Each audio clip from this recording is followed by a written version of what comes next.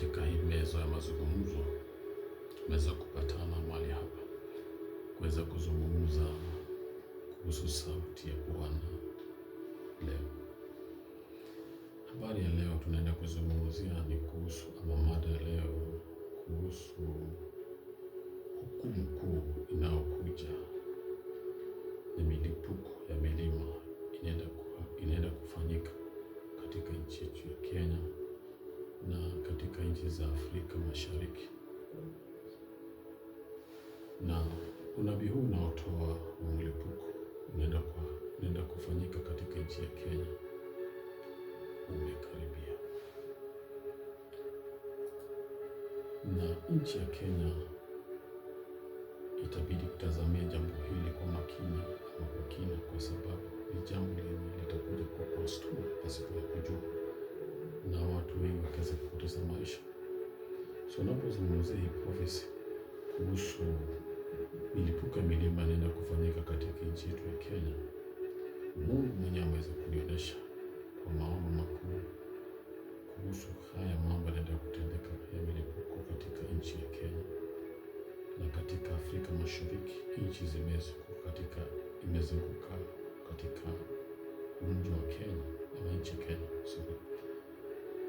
Na ufunuo huu niliweza kupata wa kwanza ilikuwa tarehe 20 mwezi wa 7 mwaka huu 2025, na nilipaswa habari kuhusu milipuko itakayokuja hapa Kenya yenye sio moja mambili kwa wakati tofauti, na italeta kutingiza sana katika nchi, maana ni jambo lenye halijakuwa kwa muda ikifanyika.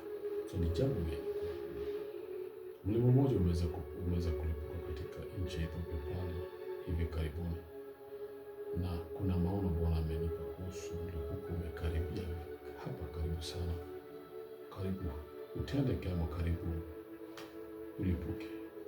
Na mlima huu uko katika eneo la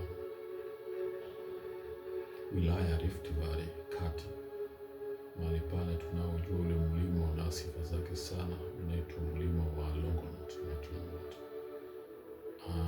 Umewekezwa katika hali ya kulipuliwa na Bwana, bali si mkono wa mtu. Hili jambo litakuwa ni tendo la kutisha, kwa sababu mambo itakayofanyika mahali pale italeta maafa, italeta mabadiliko katika hiyo anga.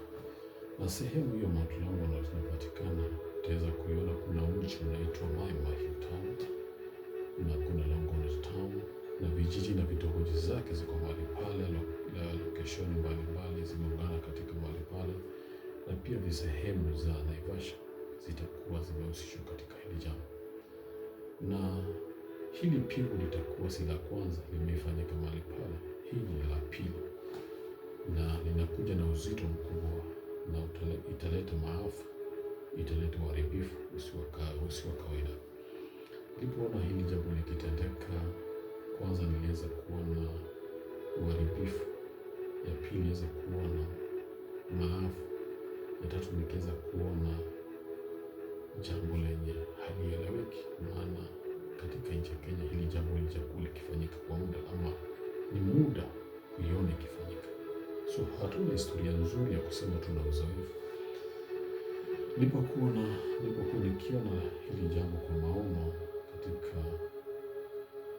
tetemeko hili la ardhi linaenda kuja kugonga nchi Kenya, na pia mlipuko wa milima, na mlima huu unaenda kulipuka hivi karibuni, niliweza kuona ni sehemu mbalimbali zikitetemeshwa, vibration that inaweza kutetemeshwa na hiyo eco-seismic waves, na nikaweza kuona watu na vyumba vyao wanyama pia wakiweza kuzikwa na hiyo mchanga.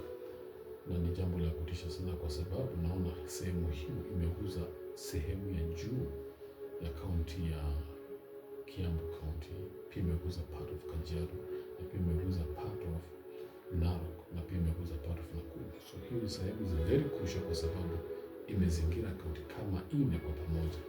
So jambo hili likitendeka litakuwa na uzito mkubwa katika hizo kaunti, na nikijaribu kueleza kwa undani ama kwa kina, naweza kuona kwamba tetemeko hili ardhi itakuwa na uzito wa kuanzia 5.8, uzito wa 6.2, 6.8 na 7.2 na kuendelea.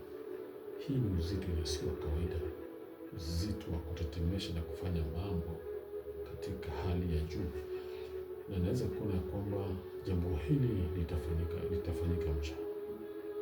Jambo hili niliona likifanyika mchana, na itakuwa la tisho na litalete hofu katika nchi hii, kwa sababu hata naweza kuona wale watu wa PSV Travelers, watu wakitembea kuna pale kwenye magari zao abiria, wengine wanaweza kushuka na kukimbilia amani, kutafuta amani mahali pengine, lakini pia ilikuwa ni vigumu kwa sababu ardhi yote ikitingizika, ni vigumu kuamua utaenda wapi, utatoka wapi, maana ni jambo la kubahatisha, ni jambo la kutisha uhai. Na huyu mlima naona umekaribia kuleta maafa ama kuleta ile kutetemeka italeta maafa katika nchi hii. Itakuwa ni pigo kali katika vijiji na vitongoji mbali pale, kwa sababu niliweza kuona wale watu watendaji wa kusaidia watu katika hali ngumu kama hii, na pia naweza kuona idara ya jeshi pia kuja kusaidia watu katika hiyo sehemu, kuongoza, kueleza, kuwasaidia, kwa sababu si jambo tuna uzoefu na litafanyika, na hiyo yote ilifanyika. Sasa baada ya hesabu naweza kuona mambo hayo. So hili ni tisho. Mlima huu kulipuka si jambo la kawaida. Jambo la kwanza lazima mjue ya kwamba muda huu umefika, na hili jambo nimekumbushwa tena kuanzia tarehe 28 mwezi wa 11 mwaka huu 2025 na tarehe 3 mwezi wa 12 mwaka 2025. Hii sehemu ikitendeka hilo jambo, na watu wengi naona watakuwa wakikula nyama choma pale, vinywaji kusherekea, na siku inayofuata wengine wakishika kikombe cha chai pale saa 4 asubuhi katika ngomzi za kifamilia na marafiki kushamili, kabla hawajapata chakula cha mchana ama kikaribia kupata chakula cha mchana. Naweza kuona mahali pale mlango unaweza kufunguka na hili jambo likatendeka. So naweza piga hesabu uone ni masaa gani haya, ni mchana, kabla hawajapata chakula cha mchana, hili jambo litendeka. Na nisikizeni, kwa sababu naona maisha baadaye hapa karibu tunapoelekea, pia naona jambo hili likijirudia mara ya 3, na mpigo wa 3 utakuwa na vitisho, kwa sababu utaweza kuleta mpasuko katika sehemu hiyo. Mpasuko mmoja ukielekea katika nchi ya Tanzania pale, ukaweza kupenya ndani mpaka ikaweza kuaffect ama kuguza the northern east of Mozambique na Malawi pale kule, ukielekea kwenye bahari, na mpasuko mwingine pia utakuwa ukielekea hii sehemu katika kaunti ya Kiambu, tunaita Rari County, and also goes ikielekea katika sehemu ya Somalia, Ethiopia na kule kwingine, ikienda kuguza bahari. So itakuwa ni mtetemeko usio kawaida, utaleta maafa. Hii ni kumaanisha hivi karibuni Afrika Mashariki inaenda kugawanyika. Kutakuwa na barabara ya maji yenye meli, boti zinaweza tembea kwa urahisi.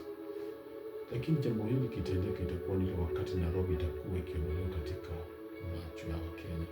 Kenya turudia kuona jambo hili si rahisi, ni nzito kweli, na tuombe na